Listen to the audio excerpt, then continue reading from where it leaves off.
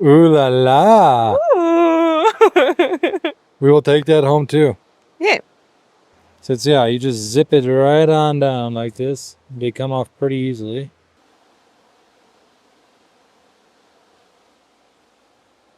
What people say is that this actually tastes like green tea. Okay, we are back with another foraging adventure for you guys. Woo! Today we're looking for a new plant that, we spotted on one of our recent foraging trips, and that is fireweed. If you've never looked into it, fireweed, I believe, grows all over the US. It even grows in Europe, Eurasia, like Russia. It's a big thing over there. It's one of those early succession plants that comes in after fires and disturbance. And I've kind of watched it a little bit year after year, but I've never done anything with it, culinarily. Is that a word? Yes. Foraging wise. But today we're going to try to harvest some of it and use it for Russian Ivan chai tea. It's supposedly a really popular plant to use for tea. In Russia, they call it Ivan chai. And you use the leaves for it. You can also throw some of the flowers in there. It's late July here in Montana, and it's in its flower stage right now. When it's young, you can actually use the young shoots when they're still nice and tender. They're supposed to be pretty tasty that way. And the flowers can also be eaten. Supposedly, it makes a really good honey, from what I've heard. And they're kind of Fire sweet. honey. Yeah, and, we'll probably get some flowers too. They look really cool. You'll see in a bit here. And they are a great garnish on like salads, or just, eating one raw, or using it to make tea and stuff like that. But the leaves actually need to go through a fermentation process in order to taste good. If they're at their mature state now in the fall, they tend to be bitter, from what I've been reading. So you really need to kind of take them through that process, that traditional process, to get the leaves to the point where they can be used as tea and actually be a tasty tea. And at that stage, once you get done with that, they're supposed to taste like a mix of black tea and green tea. So kind of cool. Yeah. So today we're going to try to get some. Where we're at right now, there's not a giant patch. These can grow in like giant patches. We're just kind of going along the trail here, along the road where we saw them. And we're just going to get however many leaves we need to do a little experiment. And then later in the video, we're going to show you the whole fermentation process. Hopefully it works out. We'll see. Seems like it's a pretty simple step-by-step recipe that you got to follow to get the final product. So with that being said, let's go find ourselves some fireweed. Ooh. Stay tuned. Okay, we found some of the fireweed right behind Lindy there. If you can see it, that purple stuff right over there. Whoa. It's hard to film and point at the same time. Behind you. There's also a stream behind us, so hopefully you can hear us all right. We're going to show you how we harvest this fireweed, and then we'll talk a bit about some identification factors. And then we'll take it home. Let's do it. Whoop! Whoop! Watch out now. Oh no. These are not good shoes. We're going to an event after this, so I didn't plan ahead. Should have brought your foraging shoes. I'm a little stuck. Okay. It's also very wet. Show them how to correctly forage these or harvest these. So you take them like a zipper, like you're taking off the plant's pants. Yeah. You just go from the top, zip it down, and gather.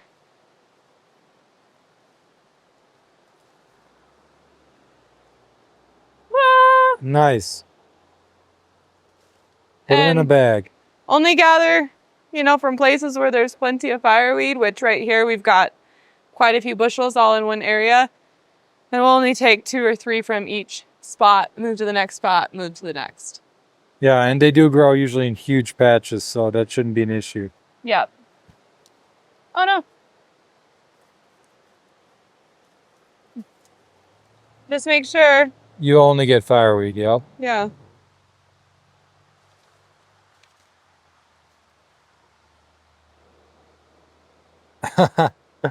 Ooh la la. Ooh. We will take that home too. Yeah. It's the prettiest darn bouquet I've ever picked.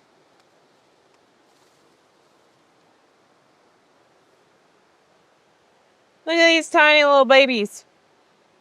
Oh, that's kind of cool. Yeah. Little side shoots with flowers. So it's, yeah, you just zip it right on down like this. They come off pretty easily.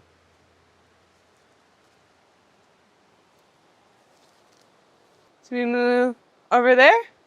Maybe get one more here and then we'll keep moving on. They're just getting far down. Oh, they're far Oh, you down. see all those bones Bones? on top of the rocks? Whoa. That's a little creepy. You think someone was doing some sort of pagan ritual with the fireweed? Maybe. I mean, there's another one over there. That's super weird. Maybe it was an animal, maybe a human. Who knows? I would get maybe the tops of some of these if you can reach them, and then we'll These move ones? on. Yeah. Just the flowers? No, just like leaves. We need the leaves for the tea. While Lindy's doing that, I'm just gonna swing right over here. Check these out. These are all thimbleberries. One of my favorite fall berries to harvest. Huge leaves. Here you can see there's some berries already starting to form. We'll be talking about these more, I bet, once they get ripe. We should do a video on them.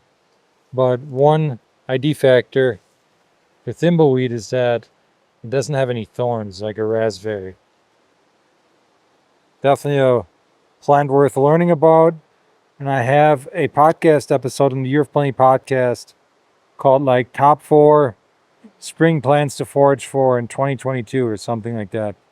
And we talk about the thimbleberry there. How's it looking? Good looking? Good. Yeah, make sure you don't poison us with any other leaves. But that's also a thimbleberry next to you, so no problem. There's Miss Quatos. Time to go. Run. Abort! Abort! I got leaves. Let's see what we got. Nice. You want to try a flower quick? Yeah, I picked it just for you. We haven't actually tried the flowers yet. Let me switch the camera quick. Welcome to our live taste testing of the fireweed. Lindy gets to try it first, just in case it is the wrong plant and poisonous. She is my taste tester. There's bugs. She kind of what? Ooh, What? it's so hot. Scaring me. It's a fireweed. I like it.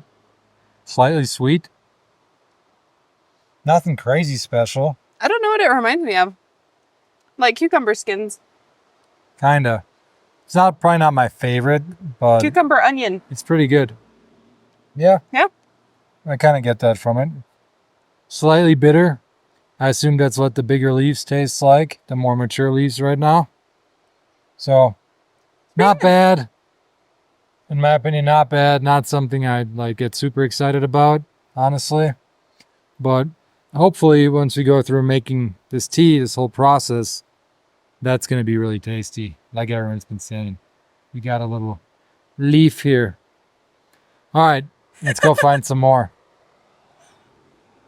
Let's take a closer look at the flowers. The flowers grow in a flower arrangement called a raceme, and that just means that each flower hangs off its own little stem along this main stalk, and they'll bloom from the bottom up. The flowers are pink, magenta, or purple. They're very showy, and they also have 4 petals and 4 sepals, and the flowers can really look asymmetrical sometimes, like a petal is missing. Next up, we're going to look at the leaves. The leaves are narrow and lanceolate, so kind of like a spear tip.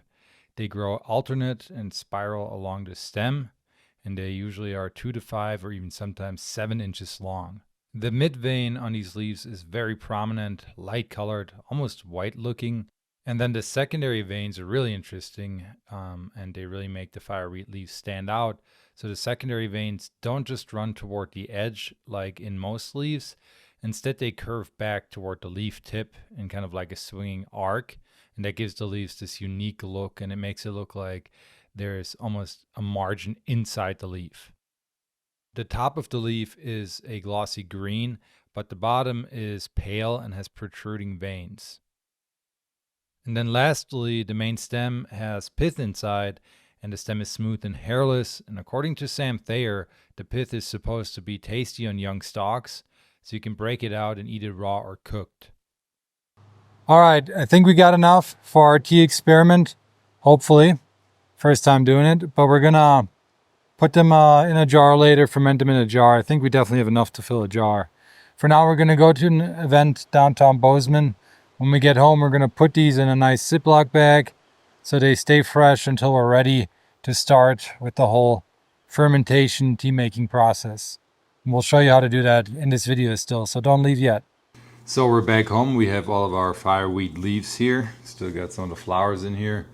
It's a few days later now, actually, and I just have been storing these in the fridge with a Ziploc bag. They still look just fine to me.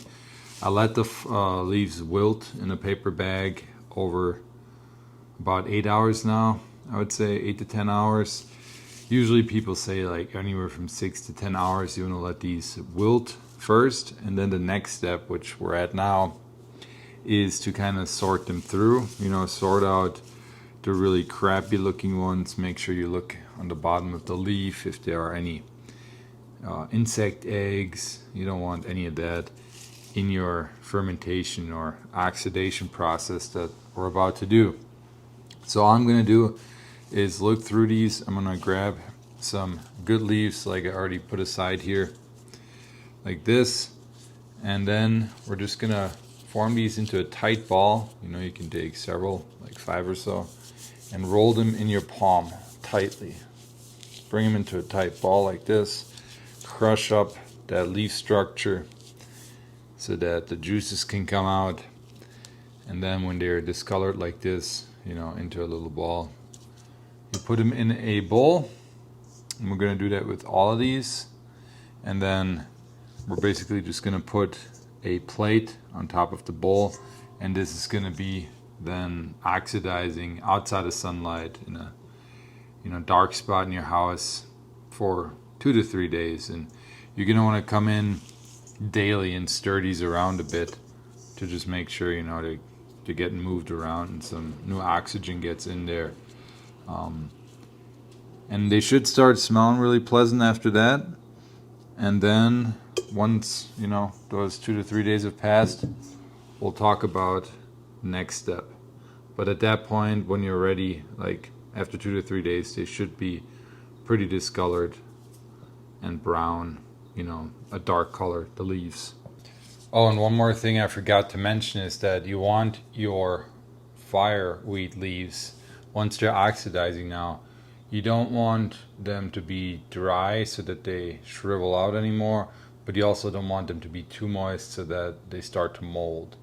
So you just kind of want to keep them at that room temperature and, you know, stir them around, like I said, get some air in there, and yeah, just look out for too much moisture so that if you're seeing any that start to mold, you know, remove those immediately. You really don't want any molding ones in there at all in your batch. Okay, now for real, let's cut to 2 to 3 days from now.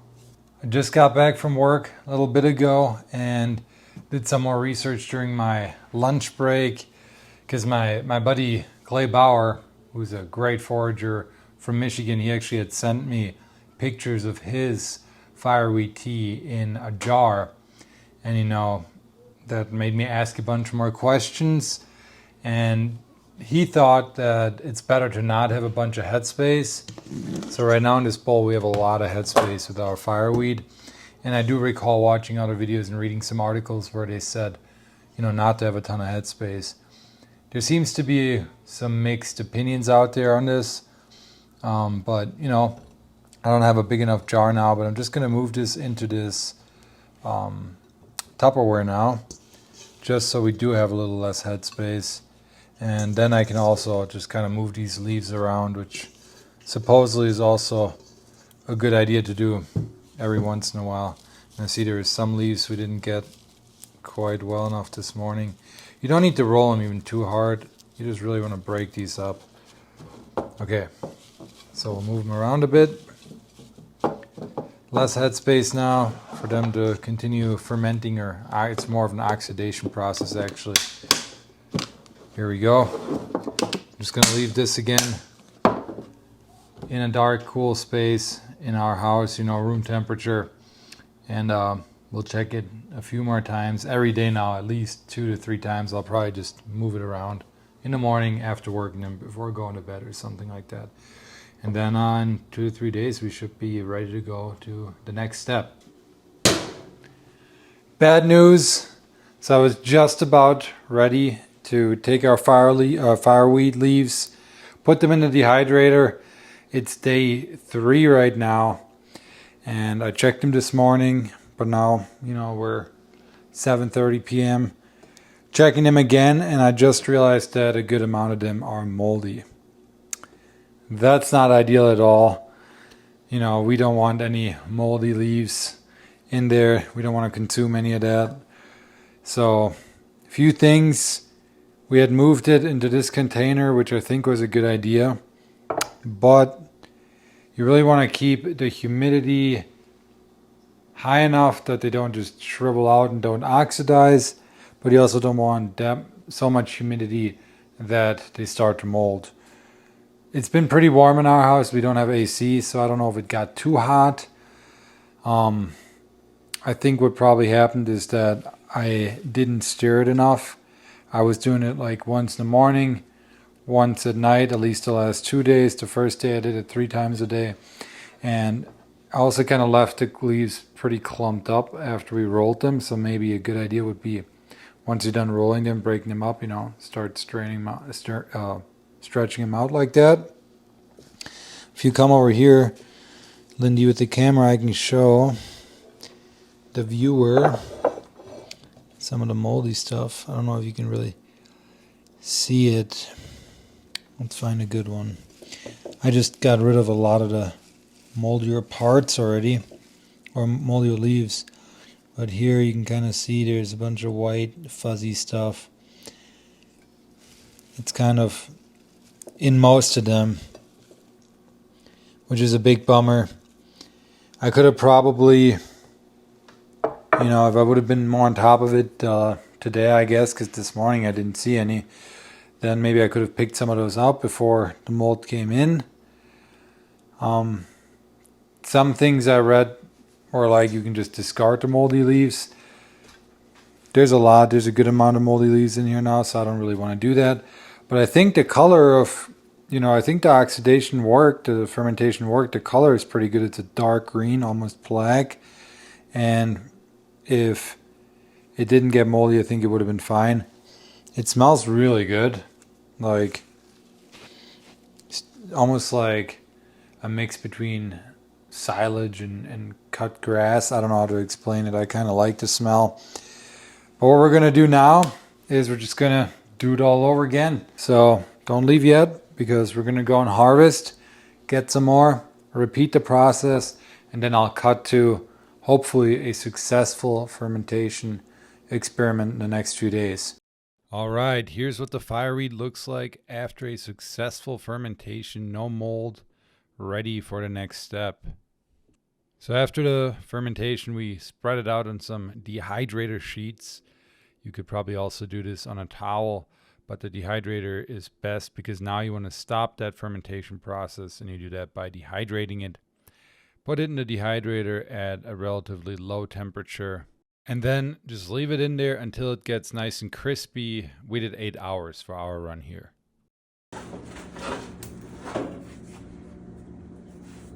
Fireweed's ready. Second try was a success. Well, I was wrong. I thought a little jar wouldn't be enough, so I brought out the big one. But I think a little jar will be plenty. Because after it dehydrates, It's a lot less. Let me grab that quick. Little jar. Little jar. Here we are again with a little jar this time. So here we got our dehydrated fireweed. Check it out. Nice crunch. This is the finished tea leaves. We're just gonna put that in a clean jar now. Could even add an oxygen absorber. I don't have any right now, but I need to get one. Just to keep any oxygen out, but you know, I dehydrated these now for probably 8 hours at 100 degrees or so, pretty low. You can also sun dry them or do them in your oven at a low temp over time. So what do I think happened there with our first try? Why did they mold? Well, first of all, we had the leaves in a Ziploc bag for a few days in the fridge before we wilted them, which is the first step, and before we fermented them or oxidized them. So I think that didn't help. And then beyond that, I had them in the bowl at first, then switched to that Tupperware, whereas most people just do it in a jar like this to fermentation. I think in the Tupperware with the lid on, it just got too moist in there. So what I did instead is I grabbed the bowl. Well, I'm gonna blend it in so you guys can see because I took some videos.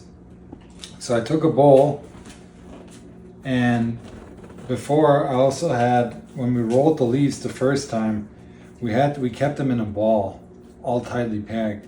The second time, before I put them in the bowl, I flattened out the leaves again to give them some air, and then I stacked them in the bowl, and I only put a plate on top so that there was still, you know, some airflow that I could get in and out. Just a light camping plate. I read in another article about making fireweed tea that is a good way to do it. So I tried it, it worked. I was really on it like 3 times a day. I was moving it around, the leaves at least, giving them some air. And you know, I dehydrated them on day 3. There was no mold.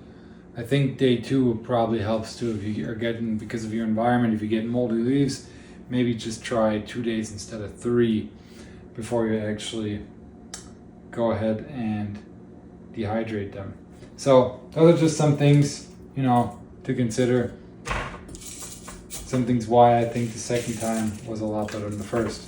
Now, I want to actually see what this tastes like because I haven't even tried it ever. Never ever. So we're gonna make a quick tea and I will be back and you'll get a rating from me because I want to know if this is worth it. Do I even need to go out and harvest this year after year? We're about to find out. See you in a sec. All right, I have no idea how much to put in or how long to steep this. So maybe you should take my review with a grain of salt, but that looks about right to me.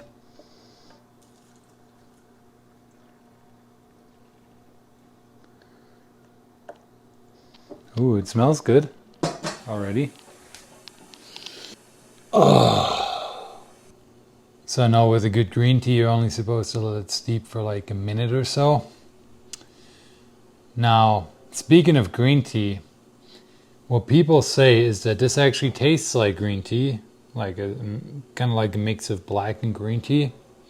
So floral notes, you know, and it's actually great to mix with green tea or with black tea. So you can kind of stretch your black and green tea a little bit like that and add in some other nutrients from the fireweed, some medicinal properties, which, you know, I don't know, I can't remember if I talked about the medicinal properties earlier in this video. There are definitely some, and I encourage you to look them up. I will have to do maybe another video. Maybe we'll do a podcast on it where we really dive deep into that kind of stuff. But I didn't do enough research to really give you the best info here right now. So let's see what this tastes like. I think it's like basically ready. That's a big man with a little teacup. I should have grabbed a smaller one. It does smell really good. Let's give it a try without burning myself.